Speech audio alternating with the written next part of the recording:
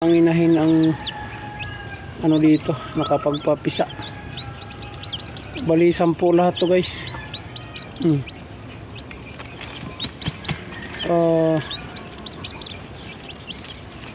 days lang pagitan nila. Itong 5 ngayon lang natin ay baba, pinaghiwalay natin sa nanay.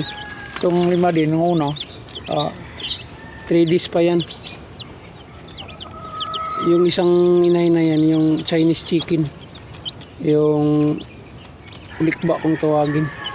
So itong isa is Texas, yung mga brown Texas.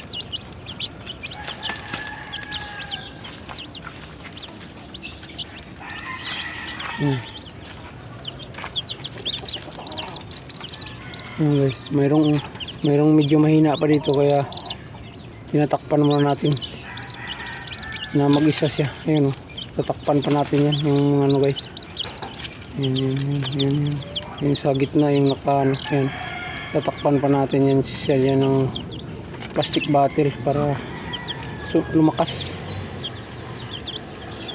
siya lang kasi mahina eh.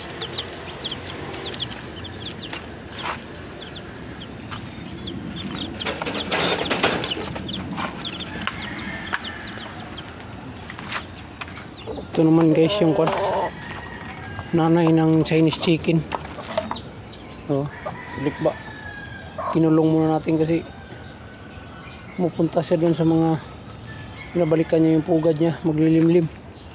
May wala nang sisiyo niya doon.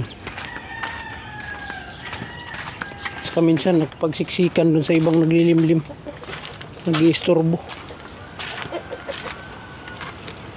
So dito naman guys, ay nawala na, bumaba. Yung dito natin,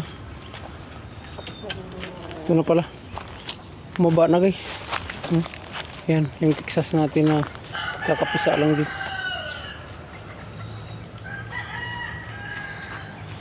So bali 10.